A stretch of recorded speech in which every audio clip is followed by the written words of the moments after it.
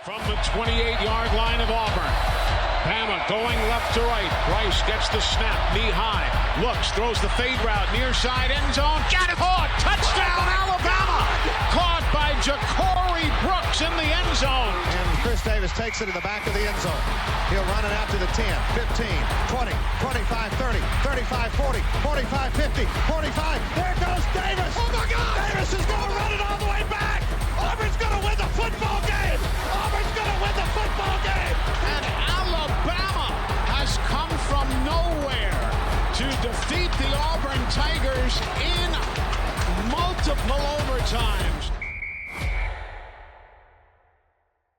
Titan Tigers, we're here, episode 22, 23, whatever your books may say. 22. 22. It could be some confusion once you get in the 20s, but hey, we're rocking and rolling here on Titan Tigers.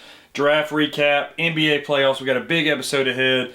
We usually would start with headlines, but today we are going to start with the draft recap. Chance is still moving me around. I'm having to stay inside the stage. Stay on the swivel here. What a draft it was, dramatic as it was. Let's start off with Alabama and Auburn players. I'll go with Alabama players first. Jihad Campbell, 31st pick to the Eagles. I think that's a great pick for the Eagles. I think the Eagles are just really going to have the whole SEC as their defense. Like, they already got 5 or 6 Georgia players. Let's just make our whole defense from the SEC. They usually play good defense. It's worked to the Super Bowl champions. Milroe to the Seahawks. Yeah, I thought that's a good pick. It was a good pick, but I thought was one of the most out there picks, especially with Sanders on the board still. But they go and they get Milroe, who they think is the best running player in the draft. That's receiver, running back, and quarterback. That's what they're quoted as saying, is that he's the best with the ball in his hands. Yeah. So they're trying to get the next Jalen Hurts, it sounds like. Sounds like a lot, yes. Yeah. Hewitt-Trussville alumni. Malachi Moore drafted. This is the second DB drafted in 5 years with your boy Noah Ibnami. Malachi Moore drafted the Jets. Congratulations, Malachi. Went to the same high school as me and Chance. Unbelievable achievement. We knew that Malachi would follow this. To the later rounds. But still. It's because he's not going to be a lockdown corner. He's going to be more of a Matthew was. Yes. He's going to be moved around and put on a defense for a star player. But one note we know about Malachi, he can tackle and he's willing to tackle. Yeah. And that's going to really help him out. So the Jets get a great player to play alongside Sauce. Robinson from Jackson Olin goes to the Broncos. Broncos definitely loading up on defense. I saw a lot of. They got their offense. They got Bo. They get him. And then Robbie Oots, the tight end, goes to Seahawks. Milroe gets a familiar face once he hopefully builds into it.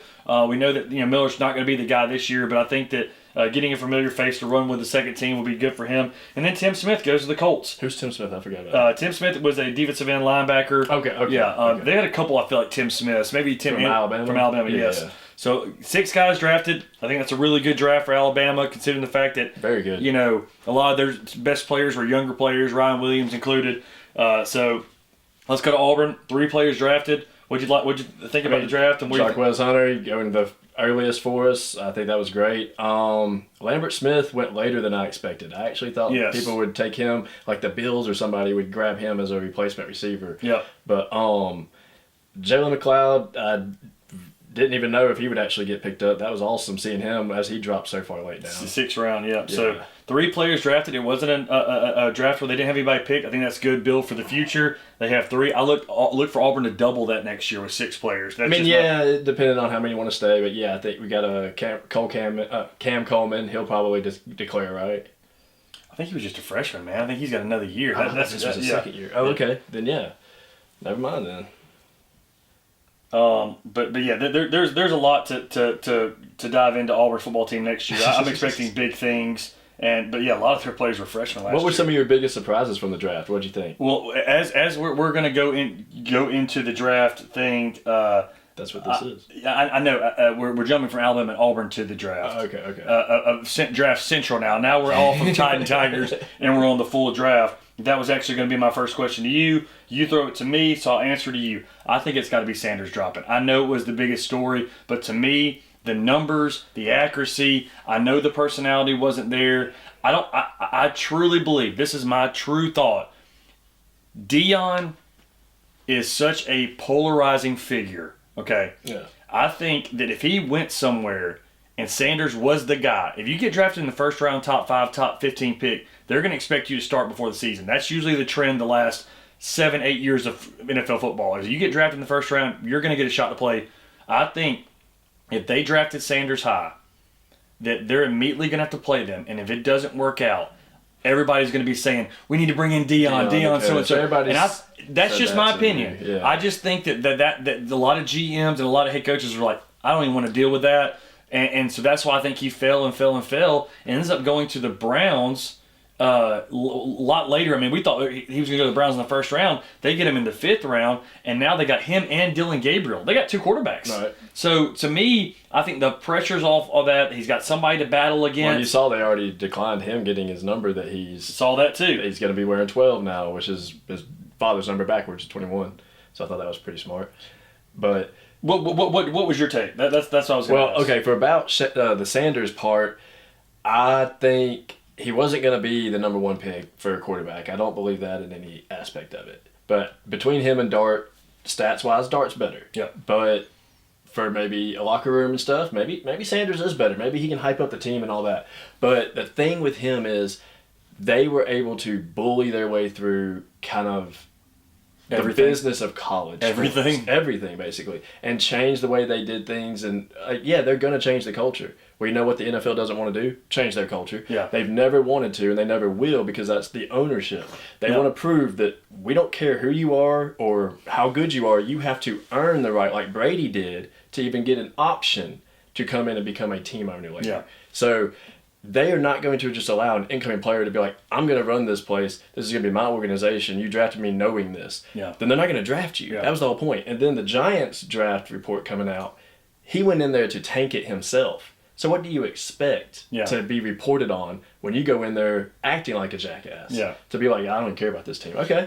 Well, they're going to report on that. Yeah. Well, and to me is if you were Andrew Luck, Cam Newton, I'm thinking of, these great quarterbacks to come out that have immediately, Jaden Daniels, if you had that attitude and you were that good, I think they overlooked that. I don't think Sanders was on that level. I think he was that next tier, and that's why I think he fell, where it was like, man, you ain't that good to be acting like that. But again, this is all culture. I mean, the kid's been on a TV show since he was 12. Exactly. His older brother films everything they do, Deion Sanders Jr., so like, this is what he's grew up in this life. His dad's primetime. They want to be the Kardashians of football and all that and change that world, and that's not going to happen with the NFL. They're that smart to know what the business is for them. They're the owners. It's not a public issue like NCAA. Fans don't just give up their team. Like, you don't have another team in your state usually. I would compare it to the Ball family, but we've said LaMelo, man, his shoe's the number one shoe in the NBA. He's an all-star. Like, they have came out and produced, even though the dad was very much, but the dad's not a coach. That's my point, is that I don't think that they were worried about. I think Deion, you have to be afraid at some point that you saw he may get the Cowboys job. He may get this job. I think they're like, I don't want to deal with any of that. And that was my theory. And again, I like your theory, though. I think that they kind of blackballed him because they're like, listen, we don't want to put up with any of this crap. Well, like, it takes away from... My point of it is it takes away from the stupid narrative that this was racism. Yeah. Like, the first person to get drafted was a black quarterback. Yeah. So they can't say that. Now they can try to argue, a black confident man. Cam Ward was very confident. Yeah. He stayed out an entire half of football saying, I know I'm my worth. I can do what I want. Cam Newton was very confident. Cam Newton was very confident and talked his piece. It's more about they saw when Cam Ward and Sanders were practicing and training together, Sanders is talking about, let's make rap videos and music and stuff. And Ward goes, I want to be a football player. Yeah. So what do you think an NFL team is going to see and want? They don't care about the fans you can bring off of social media. They already make billions of dollars. Yeah. So is this to me, though, the kind of, the Conor McGregor talk of like, once you start sleeping on silk sheets, you change your different way. Sanders has been growing up in that life where Cam Ward wasn't. This guy was a no-star. Yeah. And he kept fighting where Sanders has had everything his whole life. I mean, well, some people that have everything their whole life, they can still prove to be worthy. It's just they have to usually have a downfall to bring them back. Yeah. And maybe this is Sanders' downfall, showing like, look, these teams don't give a crap about you. Yeah. Prove your worth at the Browns. Yeah. And maybe that's what it's going to That's a great point. That's a great point. But yeah, I would think that was my number one. Ward goes number 1. We expected. Dart to the Giants. I thought early trade. Yes, you called the early trade. Travis Hunter. The Jags go get him. I think that was his dream team. He's a Florida guy. Right. He said, I think in a video 4 or 5 years ago, he wanted to play for the Jags. That's a cool. And I think that's a great team for him. Trevor Lawrence has to be ecstatic, like thinking, hey, I get a wide receiver, but also we can have somebody to play DB for us. You saw who they just dropped. Gabe Davis. Yes, I did. They released him Saved this morning. Them $20 million, though. But yeah, Milroe to the Seahawks was crazy. Let's talk about some of the best late round picks. I'm going to give you mine. I like to hear. Well, what about the Genty to Raiders? I said that in our you called I that. said Yeah, he would be a perfect fit at the Raiders. Yeah, you called that. But again, they lost Jacobs. I thought that was a good pick to get somebody back. Genty's I think he's going to be a great player. I think you were pretty much right for like 7 or something out of 10. Again, like I said, it was a pretty consensus. I definitely did hit. I know I didn't have Loveland going before Tyler Warren. That was a big thing. The Bears go and get the Michigan tight end instead of the Penn State tight end. Yeah.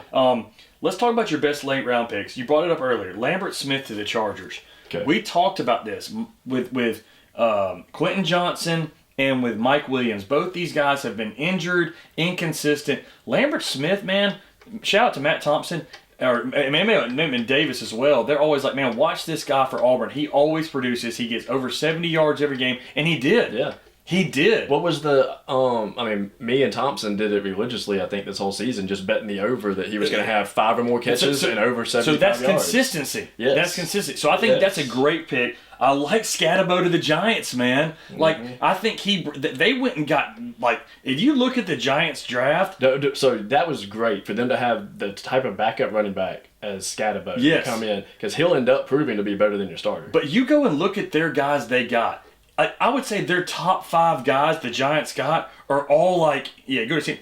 They're all like type A killers, man. Like they are just, they are just big time, like just dogs, man. I guess that's the way to. I hate using that term because it's used so often, but they are just go-getter type players. Carter, Dart, Scatabo. I'm pretty sure the end from UCLA they got. I watched him play. Tyron Tracy Jr. Yeah, Tracy had a good year. Singletary. Okay. Yeah. So they got.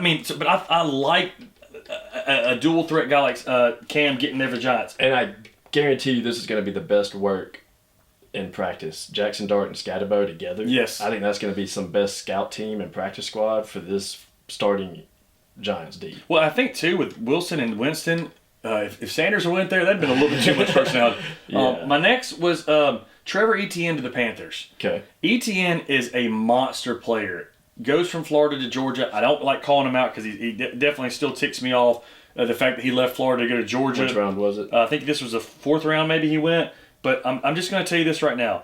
Etienne is an unbelievable player. There he is right there. Yeah. He has always been so good. I think he helps Bryce Young. Look for him to make an impact this year for the Panthers. Young gets him a good little back like Etienne. He can do a lot. He can catch. He can run the ball. Oh, yeah. Pass blocking was always kind of some of his things. And Jarquez to the Rams was a perfect fit for them. I don't think there's another team other than maybe also Dolphins or Jags would have picked him up. That would have been a decent one. So my last one's going to be Jack Sawyer to the Pittsburgh Steelers. Okay. You see it right there. That guy made an unbelievable play in the semifinal. They win the national championship. He's a little almost like a poor man's T.J. Watt. Before we get, that's our number one headline. So I don't want to rush too much into it for our next segment. Najee's gone. Our new headline, George Pickens, breaking news. He is gone to the Cowboys. Pickens and Lamb? Holy cow. CD's little post was, I think, like Butters or something on the South Park going, hey. They get welcome. They get rid of Wilson. They get rid of Fields. They get rid of Pickens. But then you look at their defense. They got the number 1 pick. They go defensive line. They get the Harmon kid, Derek Harmon. Okay, they got T.J. Watt. They get Sawyer, great. They got Minka. They got Darius Slay from the Eagles. This could be one of the best defenses of 20 years. Nah. Everybody talked highly about Dallas before the season started. No, not Dallas. Pittsburgh. Oh, I thought you were talking about the trade was to Dallas. Oh, I thought you were talking about what Dallas had coming to them. Dallas has just got Pickens coming. But if you will look at the depth chart, you go over there more teams right there. You can go back to that. If you look at the depth chart for the Pittsburgh Steelers now, I could find them right there, AFC North. You know I can't see your finger over here. Yeah, I forgot. I can't see what you're saying. All right, if you look at the depth chart for the their defense, Harmon, first-round pick. Hayward, All-Pro. Yeah. Watt, All-Pro. Patrick Queen, All-Pro. Highsmith, great player. Keep going down. They got Slay now. They got Minka. They got Joey Porter Jr. This could be one of the best defenses in 20 years. The problem is, look at their offense. It may be the worst offense in 50 years. Okay. Mason Rudolph is their quarterback. They got Metcalf and Robert Woods, so they did get some receivers. They have no running back. Jalen Warren, I mean, like, I know they're possibly going to bring in. Gainwell's a great running back. He did great for Eagles. That was 3 years ago, man. I mean, he's still. I'm just saying, like, you have to have a quarterback to win the NFL. I'm sorry. No, you do. If they get Rodgers, this team looks a lot better. You don't think Will Howard is going to become their starter? I mean, he was a late pick, man. I don't know. I think they were like, hey, he dropped this low. We're grabbing him, and because they know Mason Rudolph ain't going to carry them. They know that. They got to go get Rodgers, or Rodgers may just go into the distance. Who knows? I wonder if that's just them saying, "Look, we'll wait till no team picks Rodgers, and we'll get him for on the cheap." There's just not many teams that give away their top 2 quarterbacks, their top running back, and their top receiver. I don't think I've ever seen that happen. We thought that during the draft. We said they're going for Rodgers at that point. We thought that. Yeah. But the defense thing is another proof that watch Tomlin still get a winning season. They're gonna just somehow they'll just never get scored on more than 17 points a game or something. Like, watch that be the case. Yeah. So again, like I said, a lot to question. Anything else you saw that, or any other picks that? Our Commanders protecting Daniels. That's all I cared about. That's what we did. And to me, I think that there was a lot of things that the later teams could have addressed. The Commanders, we thought they were going to do what they did, but again, it just I really, you don't know until they lace them up. But again, I really thought this was a really good draft. I hated that so much focus on Sanders because so many great players are going. You knew that's all going to be the. But that's all. I mean, I wish you would have gone earlier, and that way we could have focused on the rest of the draft instead of Mel Kiper barking about this guy for 3 days. So and I think also it added to it when they were like, look at the party he's throwing. He's got the celebrities all coming. You haven't even been drafted yet. You're already acting like you've won it all. Yeah. So I think that had something to do with pushing it down further too. Yeah. So, but again, it was a great draft. We can't wait for football to start. This is our last thing. Yeah, this is our last thing for football until we start really lacing the pads up and start playing. So I will probably cover a few summer workout stuff and college football, but pros, yeah. Yeah, that's it. So yeah, like I said, we're ready for college football. Can't get here fast enough, but we'll be back for our recap, picks, Tide and Tigers.